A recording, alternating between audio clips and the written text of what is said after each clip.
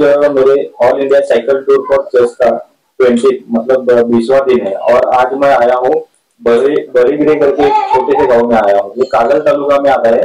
ये गढ़ीगलग से लगभग 15 किलोमीटर और निकानी से 15 किलोमीटर है और इधर से कागल तालुका जो है वो लगभग 30 किलोमीटर 30 किलोमीटर है। और छोटे से गाँव से हमारे चेस प्लेयर है, छोटे से गांव से एक चेस प्लेयर है हमारे प्रेम निचल करके और उनके पिताजी है गंगाराम निचल सर। उनका इनके चेस जर्नी में बहुत ही बड़ा सहयोग है और इनका ये एक मतलब कैसे छोटे से गांव से रह के भी उन्होंने अपने बेटे के लिए चेस को जो सपोर्ट किया है उस जर्नी को हम जानने के लिए आज इस साइकिल जर्नी में उनका एक जर्नी शेयर करने आए हैं। सर नमस्ते। सर नमस्कार।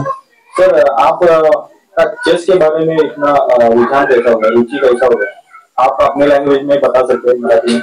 हाँ, मी ज्यावेळी आठवीला शिकत होतो, शाळेमध्ये होतो, हायस्कूलमध्ये, त्यावेळी मला जरा आवड होती। त्यानंतर पुढे मला ह्याची म्हणजे शाळेमध्ये म्हणजे कॉलेजमध्ये माझा नंबर आला। देवचंद कॉलेज, परत अर्जुन नगर जागृती कॉलेज गडिंगलला माझा 12वीला असताना पहिला नंबर आला।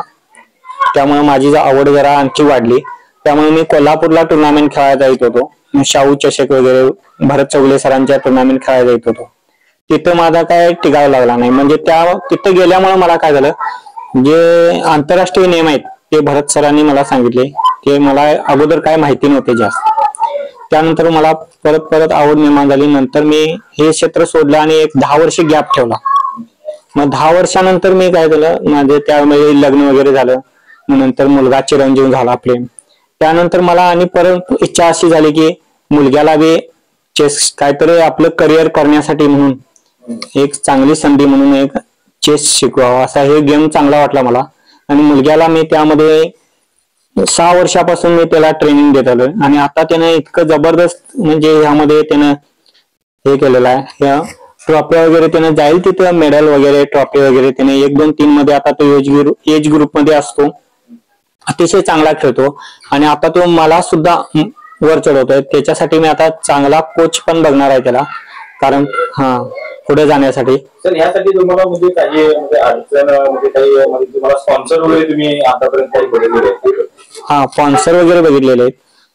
तर आता तुम्ही म्हटल्याप्रमाणे तुम्ही आंतरराष्ट्रीय स्तरावरचं कोचिंग मिळवण्याचा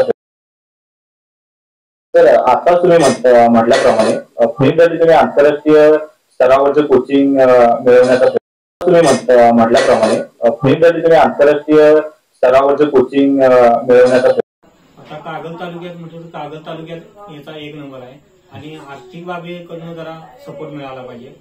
तर कागल तालुक्याचं हे वर्चस्व प्रेम भारताच्या नकाशात 1 नंबर करेल असे मी तुम्हाला गॅरंटी देतो आणि समर्थ दादांचा बी कायमस्वरूपी आम्हाला सपोर्ट मिळावा आणि हा व्हिडिओ त्यांच्यापर्यंत जावा एवढी माझी विनंती आहे। सर मोठमोठ्या स्पर्धांमध्ये पण तुम्ही भाग घेत आलेला आहेत आणि कागल तालुक्याचं नाव भारतामध्ये गेलेलंच आहे। तर तुम्ही मुंबईला खेळलेला आहे, पुण्याच्या टुर्नामेंट खेळलेला आहे, सर हैदराबादच्या खेळलेला आहे, परत बेळगाव सारख्या ठिकाणी पण गेलेला आहे तुम्ही, म्हणजे इतर कर्नाटकाच्या पण गोव्याच्या पण टुर्नामेंट खेळलेला आहे।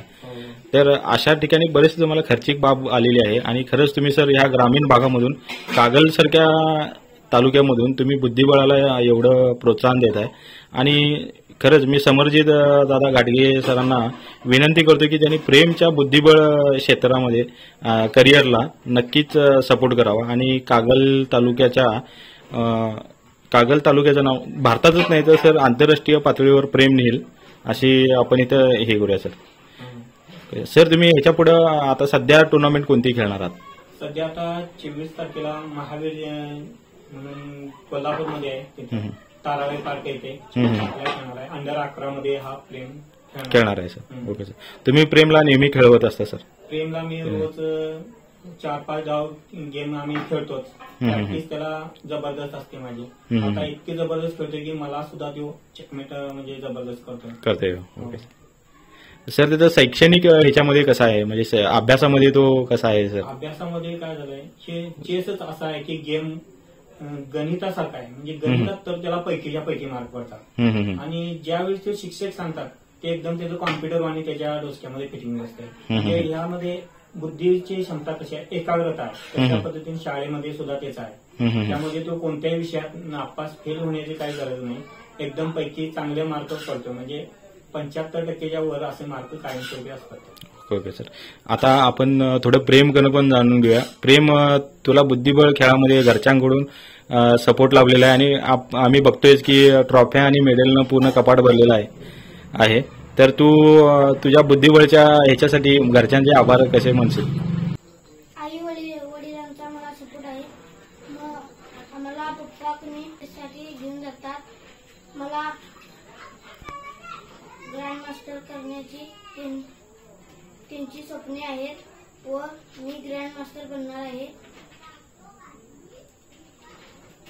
सर्वांचा या गोष्टीला सपोर्ट राहावा. प्रेम, नक्कीच आम्ही सर्वजण आणि बुद्धिबळ कम्युनिटी म्हणजे आमचा जो बुद्धिबळचा इंडियाचा ग्रुप आहे त्याच्यातून तुला सपोर्ट मिळावा अशी आम्ही नक्कीच पाठपुरावा करत राहू. प्रत्येकाकडून महाराष्ट्रातले ग्रँड मास्टर असू देत, IM असू देत किंवा कोच असू देत, त्यांना नक्कीच तुझा हा व्हिडिओ जाईल आणि ग्रामीण भागामधील मुलांना बुद्धिबळाचं सहकार्य नक्कीच लाभेल.